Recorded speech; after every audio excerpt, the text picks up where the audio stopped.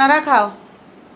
এই যে আম্মু এখন ভাত মেখে দিব, তোমরা আগে মাছের মজক মাথা খায় নাও, তারপরে সবাইরে ভাত রেডি করে দিতেছি। দাঁড়াও। হুম, খাও খাও। আমার ময়না বাচ্চাটা অসুস্থ, 2 দিন ধরে, 2 দিন 1 রাত, আজকে 2 রাত হয়ে যাইব, কিছুই খায় না। এই পোলাও চাল পাটাতে বেটে একটু একটু করে মুখে তুলে খাওয়াই, আর মেডিসিন খাওয়াই, আর সে বমি করে। কি যেন খেয়ে ফেলছে, কি বিষাক্ত পোকা টোকা কিছু উড়ে আসে না অনেক সময় বাসায়, মৌমাছি আসে, প্রজাপতি আসে, এই ফুক ওই ফুক। বাসার টপ ফ্লোরে 5 তলায়, ওই জানলা দিয়ে উড়ে উড়ে চলে আসে, তাই খোলা থাকে, ওই দিক দিয়ে চলে আসে। ওই তখন ওরা একটা পোকা দেখলে, একটা মাছি দেখলে পাগল হয়ে যায়, মানে কত সময় তারে ধরবে। যদি একটা প্রজাপতি বাসায় আসে, তাহলে তো বাসার সব কিছু ফালায় দিয়ে ভাঙ্গিয়া চুরিয়া একাকার করে ফেলে। সবাই দৌড়াইতে থাকে কতক্ষণ তারে ধরবে মারবে, এই অবস্থাটা করে। তো সবসময় তো বাচ্চাদের দিকে খেয়াল রাখা যায় না। ও কখন মনে হয় হয়তো কোনো একটা কিছু সামনে পাইছে, খেয়ে ফেলছে, ওইটা খাওয়াতে তার এই অবস্থা হয়েছে। এখন তো তারা মেডিসিন দিচ্ছি, তারপরও সে সুস্থ হইতেছে না, শরীর অনেক খারাপ। আমি সারাদিন 2 দিন ধরে তার পিছনে লেগে থাকতে থাকতে, তার সেবা করতে করতে আমারই শরীর ভেঙে পড়ছে একবারে, ক্লান্ত হয়ে গেছি আমি। সারাদিন খাওয়া দাওয়া করি নাই, সকালবেলা একটু খাওয়ার জন্য নিচ্ছি, তখন তার শরীর অনেক বেশি খারাপ হয়ে গেছে। পরে আমি আর খাই নাই, ভাত এইভাবে রেখে হাত ধুয়ে ফেলছি। এখন বেজে গেছে রাত 12টার উপরে, এখন পর্যন্ত আমি খাওয়ার সময় পাই না।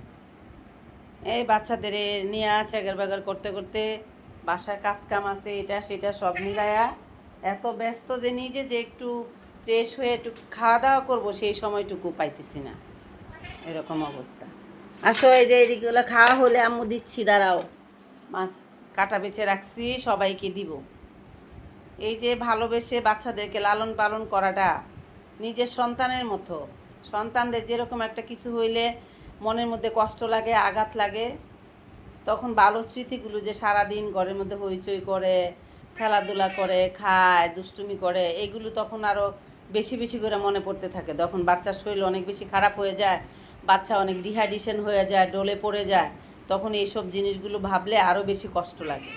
মানে আজকে আমার এত কান্না পাইতেছিল, এই কয়দিন এত বিরক্ত করছে, এত চঞ্চল, মানে কখনো চুকেসের উপরে উঠে, কখনো আলমারির উপরে উঠে, কখনো ফ্রিজের উপরে উঠে, কখনো সানস্লিকে উঠে, মানে 1 সেকেন্ড সে বসে না, মানে একদম মুখে উঠে গেছে শুধু, ময়না তুই এই করছিস কেন, ময়না তুই এই করতেছিস কেন, তোর এনে বাইরে ফালায় দিমু, এই করি সেই করি, রাগে কত কথা বলি। এখন আজকে 2 দিন ধরে আমার ময়নার মুখে কোনো কথা নেই, তো এইগুলা ভাবলে আরও বেশি কষ্ট হয়। এখন সে তার নিজেরই খবর নাই, পড়ে আছে তো আছেই। তো এই নিজের সংসারেরও নিজের একটা বাচ্চা এরকম চঞ্চল থাকলে, অসুস্থ হয়ে গেলে যেমন মার কষ্ট লাগে, এমন আমিও তো ওদের মা, আমি তো ওদেরকে আমার সন্তানের মতো করে লালন পালন করতেছি, সেক্ষেত্রে আমার কষ্টটা তো অনেক বেশি। আমার কষ্টটা তো কেউ ফিল করতে পারবে না। মানুষ অনেকে শুধু পালে, কিন্তু কষ্টটা অনুভব করার মতো মন মানসিকতা তাদের থাকে না। ওই যে আপনাদেরকে বললাম না আপুটা, এই যে আমার কালু কই, যে আমার কালুর মতো, সেম কালুর মতো বিড়ালটা, সে বলতেছে যে আজকে 4 দিন ধরে সে কিছু খাওয়া দাওয়া করে না, শুধু মুখের দিকে তাকায় থাকে। বন্ধুরা, ওর কী জানি রোগ হয়েছে, আপনারা জানলে আমাকে বলবেন তো। তাহলে চিন্তা করে দেখেন মানুষটার মন মানসিকতাটা কেমন। তার নিজের পালিত একটা বিড়াল আজকে 4 দিন ধরে কিছু খায় না, সে শুধু মুখের দিকে তাকিয়ে থাকে, তার মানে সে কোনো কথা বলতে পারতেছে না, তার অনেক কষ্ট হচ্ছে। তাহলে হসপিটাল কেন আছে? মানুষ কেমনে নিজের পালিত জিনিস এইভাবে রাইখা দেয়, মানে আমার কাছে অবাক লাগে আর কি। আর একটা আপুকে দেখলাম আজকে, তার বিড়াল একটা বাচ্চা দিছে, 4টা বাচ্চা, বিদেশি বিড়াল, ছোটো ছোটো, মনে 10-15 দিন হয়েছে। কোন লোকের কাছে বিক্রি করে দিচ্ছে না কি করে দিচ্ছে, সে একটা কার্টুন নিয়ে আসছে, আসার পরে মার কাছে 2টা বাচ্চা নিচে খেলতেছে, আর 2টা বাচ্চা সেই ভদ্রলোক হাতে ধরে মার মুখের সামনে নিচে, মা চাটাচাটি করতেছে। আর ভদ্রমহিলা বলতেছে যে এই যে মুহূর্তগুলা, এটা অনেক কষ্টের, কারণ এই যে মা বাচ্চাকে আদর করে দিচ্ছে, মা জানতেও পারলো না যে এটাই তার শেষবারের মতো তার বাচ্চাকে আদর করা হচ্ছে, কারণ তার সাথে আর দেখা হবে না, এই ভাইয়াকে দিয়ে দেওয়া হচ্ছে। এই মুহূর্তগুলো অনেক কষ্টের, কিন্তু কিচ্ছু করার নাই। তো সেই আপুটে উদ্দেশ্যে করে অনেক কথা বলছি, এখনও বলতেছি, যে দুধের বাচ্চাটা এখনও 15 দিনও বয়স হয় নাই, সে কি আপনার বাড়িঘর নিয়ে চলে যাচ্ছে? আপনার কেমন মন মানসিকতা যে তার মার কাছ থেকে খাইরা বাচ্চাগুলা নিয়ে একজনকে দিয়ে দিতেছেন? এখনও দুধটাই ছাড়ে নাই, 15 দিন বয়স মনে হয়েছে বাচ্চাগুলার।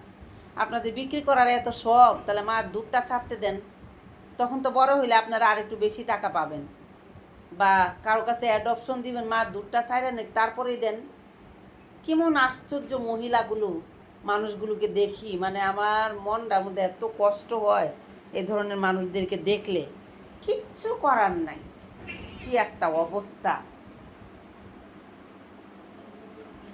ছোট ছোট বাচ্চাগুলা এরকম মার মুখের কাছে নিয়ে দিছে, মা চাটাচাটি করতেছে, সাথে সাথে আইনা উনি কার্টনের মধ্যে ভরে ফেলছে। তো ভরে একটা কার্টনের মধ্যে ছোট ছোট বাচ্চাগুলারে ভরে চারপাশে থেকে ব্লক করে দিছে, তাহলে যে কত দূরে সে নিয়ে যাবে, সেই ক্ষেত্রে সে যে কত দূরে নিয়ে যাবে, বাচ্চাগুলা নিঃশ্বাস নিবে কিভাবে, কত কিছু চিন্তা ভাবনা করা লাগে। সে কার্টনে ভরে চারপাশে লাগাই দিচ্ছে। তো এত ছোট ছোট বাচ্চাগুলা এগুলা কোন দিক থেকে অক্সিজেন নিবে, এগুলাও তো মানুষের দেখার একটা বিষয় আছে। খালি মানুষ অনলাইনে আইসা বিজনেস করবে, তারা খালি দেখায় আমরা খুব জনদরদি দেখায়। অনেকে অনেক অনেক বিড়াল বাসায় 200 300 400 বাটির মধ্যে 1 ফোঁটা খাবার দেয়, কয় যে ডেলি আমি 2 বেলা খাবার দেওয়াটা কত ধৈর্যের ব্যাপার। মানে ওনারা 2 বেলা খাবার দেয়, সেটা ওনাদের অনেক ধৈর্যের ব্যাপার। আর আমরা সারাদিনের মধ্যে কতবার খাবার দিই তার কোনো হিসাব নেই। সকাল থেকে এই পর্যন্ত মনে হয় 7-8 বার খাবার দেওয়া হয়েছে। তারপরে তো আমি ট্রের মধ্যে খাবার রেখেই দিই, দুধ রেখে দিই বাটিতে, এই যে পাতিল ভর্তি করে পানি রেখে দিই, গরম আসলে ঠান্ডা পানি এক জায়গায় দিই, নর্মাল পানি এক জায়গায় দিই। কার কখন কোন জিনিসটা খেতে ভালো লাগে সে সেটা খাবে। আবার কার পেটে ক্ষুধা আছে, কে গুড়ান দিয়ে সে একটু খাবে, তাদের জন্য আবার ভাত ট্রের মধ্যে রেখে দিই, মাছ দিয়ে একটু পরপর দিই। এই যে মনের যে একটা আলাদা ফিলিংস, সেই ফিলিংসগুলো যে মানুষদের কাছে থাকে না, যারা বুবা প্রাণীদের ভাষা বুঝে না, কষ্ট বুঝে না, না বলা কথাগুলো অনুভব করতে পারে না, তাদের না এই ধরনের জিনিসপত্রকে লালন পালন না করার থেকে বিরত থাকা উচিত, লালন পালন করার থেকে বিরত থাকা উচিত। এই যে আমি আজকে আমার বাচ্চা একটা অসুস্থ, আমি সারাদিন খাইতেই পারতেছি না, না আমার বুক ভেঙে যাচ্ছে যে আমার যে বাচ্চা সারাদিন বাসায় হইচই করছে, চঞ্চল সবগুলা, এই যে বড় বড় বাচ্চাগুলো, আমি অনেক সময় হাসছি যে দেখো বাপের সমতুল্য তাদেরকে, সে 1 বছর বয়স হয়েছে আর কি আমার বাচ্চাটা, গত কুরবানি ঈদে হয়েছে। তো এই 1 বছর হইল কি না দেখি হিসাব করে, হ্যাঁ এরকমই। তো সেই বাচ্চা এখন আমার বুক ছিঁড়ে যাচ্ছে সেই বাচ্চার জন্য, তাহলে দেখেন। আর তারা 4 দিন ধরে কিছু খায় না, তারা মশকারা করতেছে নিয়ে বসে বসে। তো বন্ধুরা, আপনারা যে যেখানে আছেন, যেভাবে আছেন, সবাইকে জানালাম মানে আমাদের যে পবিত্র মাহে রমজান আমাদের মধ্যে চলে এসেছে।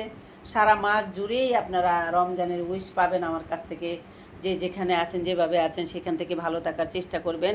আর এই অবলা প্রাণীদের পাশে থাকবেন, দুঃখী মানুষদের পাশে থাকবেন, অসহায় মানুষদের পাশে থাকবেন। বন্ধুরা, যারা আমার চ্যানেল থেকে ভিডিওটা দেখবেন, দয়া করে চ্যানেলটা সাবস্ক্রাইব করে দিবেন। আর যারা ফেসবুক পেজ থেকে দেখবেন, পেজটাকে ফলো করে দিবেন। মানে আমি ভিডিওর প্রথমেই সবাইকে এই কথাগুলো বলি, আজকে আমার মনের অবস্থা একেবারেই ভালো না, তাই আমি এই কথাগুলো বলছি। আমি রাত্রে 9টার দিকে খেতে দিছি, এখন কয় ঘন্টা হয়েছে দেখেন, 3 ঘন্টা, 3 ঘন্টা, 3.5 ঘন্টাও এখনো হয় না, 3 ঘন্টা 20 মিনিট। তাতে এখন আমার রান্নাকাটি করতেছে। মাছ সিদ্ধ করে নিয়ে আসছি, কাটা বেচলাম, এই দেখেন গরম গরম একদম, দেখেন এই যে গরম গরম মাছ কাটা বাছলাম, হ্যাঁ নলা রুই। আর এই হচ্ছে ভাত, ঠান্ডা হচ্ছে, এখন যদি মাছ দিয়ে দেই সব মাছ খেয়ে বসে থাকবে, ভাত খাবে না, এই জন্য এখন ভাত মেখে দিব। বন্ধুরা, তাহলে আপনারা সবাই ভালো থাকবেন, আর মহান আল্লাহ তাআলার কাছে শুকরিয়া আদায় করবেন যারা পবিত্র মাহে রমজান নিজের জীবনে ফিরে পেয়েছেন। সবাই ভালো থাকবেন, খোদা হাফেজ, টাটা।